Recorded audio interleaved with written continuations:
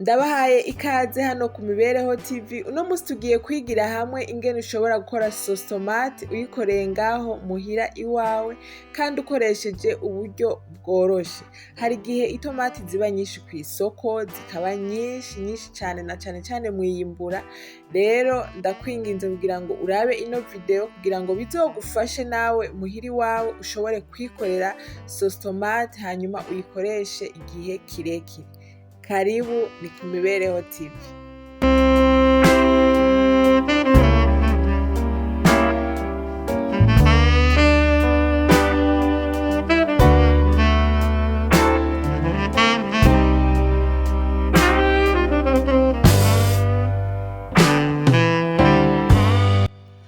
Turaronga neza itomati zacu imbere yuko tuzishira ku muriro. Iyo ni isafuriya nateguye nza kuzitekamwo. Uraziteka neza zigasha n'igishishwa kikavako, muraza kubibona muri video, muraza kubibona mu masanamu. Hanyuma kucerekeye kantite, wewe urakoresha kantite ushoboye kuronka z'itomati. Kantite y'itomati ushoboye kuronka niyo ukoresha. Ushobora gukoresha nkeya canke ugakoresha nyinshi kuri izi na jewe ndiko ndakoresha. Urashobora gukoresha izisumba nk'izi nakoresheje. Karibu ni ku Mibereho TV. Kuri bashasha turabahaye ikaze. Ntugende udakoze subscribe canke s'abone. Ufyonde kuri s'abone canke kuri subscribe bivanye n'ururimi telefone yawe irimwo. Ariko uraza kubibona aho hepfo y'iyo video uriko uraraba. Uraza gufyonda n'agakengeri kari hirya kazogufasha kubona notification kuri telefone yawe igihe cose tuzoba dusohoye video nshasha hano ku Mibereho TV. Karibu mubandanye mukurikirana ingene sauce tomate ushobora kuyikorera ngaho muhira iwawe. Karibu.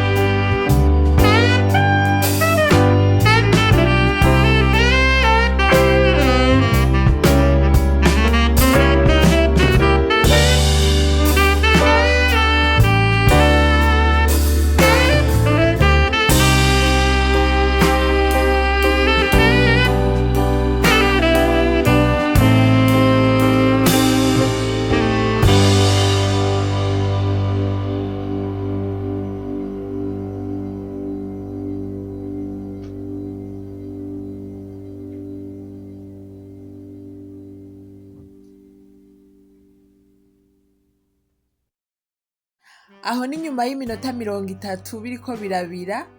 Bavyita gusebura mu kirundi ciza. Vyasebuye vyabize neza n'igishishwa kirivanako. Aho ubonye ushitse kuri iyo etape ucukurako. Hariho n'akandi kamoto uza kumva karyoshe kumva ka sauce tomate, akamoto karyoshe cane. Aho uza guca ubikurako ukabishira hasi bigahora. Mu nyuma uca utangura kubisya. Jewe nakoresheje ako kamashini urabisya ugasubira ukabisya. Mu gihe udafise akamashini urakoresha agasekuro, biroroshe cane kubera uba wabitetse, biroroshe cane, ugasekura ugakoresha agasekuro. Ariko mu gihe ufise blender, iyo mashini, navyo biroroha gose.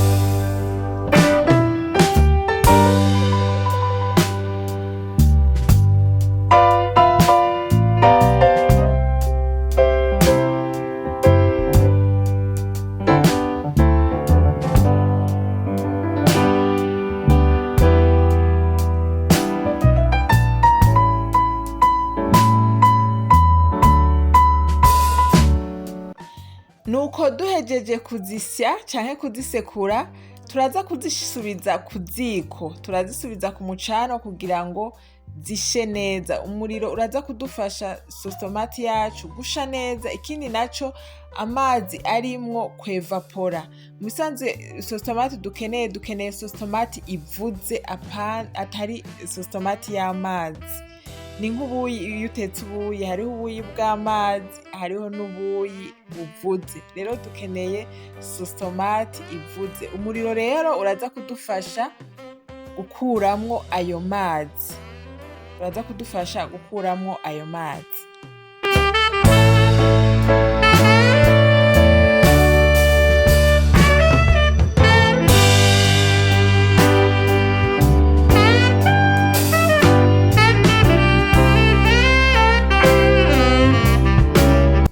Mu nyuma turashiramwo umunyu.